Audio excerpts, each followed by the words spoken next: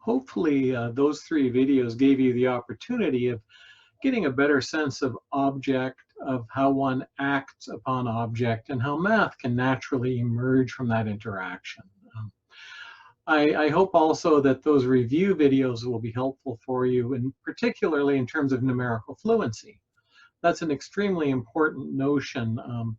Just because we don't have to teach the subtizing and chunking does not mean that we're totally off the hook. We still need to teach the vocabulary, and we need to be able to teach the numeric symbol.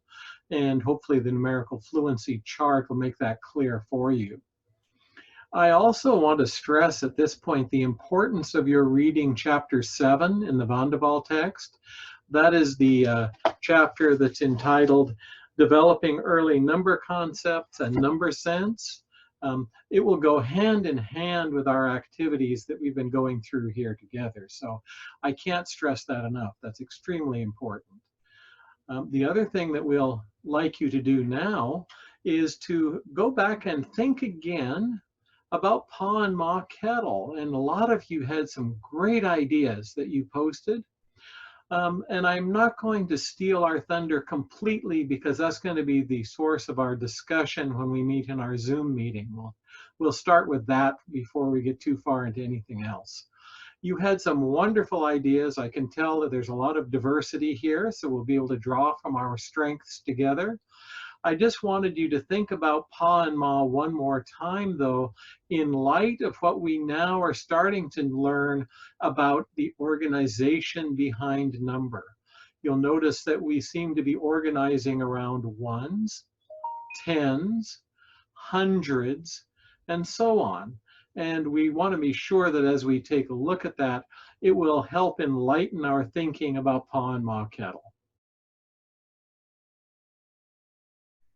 Finally, the last thing I'd like you to do is to watch the video that follows, where we revisit the horse problem. I don't think it's a good idea to totally rest our understanding on some expert who tells us that should be the correct answer. Experts have known to be wrong. It happens all the time.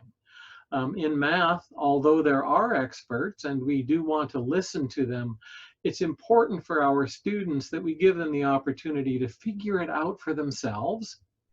And as we'll later find out, if they can't figure it out from themselves, to be able to benefit from someone else who did figure it out for themselves. Now, Piaget had this notion that everything had to be individually constructed.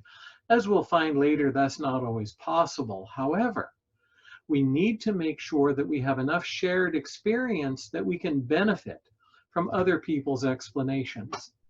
So you have each experienced the horse problem. You've had some small group discussion. You should be far enough in your thinking now where you can benefit from someone else's discussion of their thinking, particularly when it reflects the correct answer. So the video that you will watch, the second one on revisiting to the infamous horse problem, is my attempt to walk you through the problem-solving efforts that would give rise to a correct answer that agrees with the tax accountant, that also agrees with the correct mathematics, and hopefully we'll put that to rest for you. I don't want anyone to go away not feeling comfortable that they understand the solution to the infamous horse problem. Obviously, I'm going to ask you to keep this under your hats, because I'd like to be able to use this with future classes. So it's a little bit on the honor system here. Don't tell anyone else the answer to the infamous horse problem, or we're out of luck. I hope that you have a wonderful and productive week. I look forward to visiting with each of you next week during our Zoom session.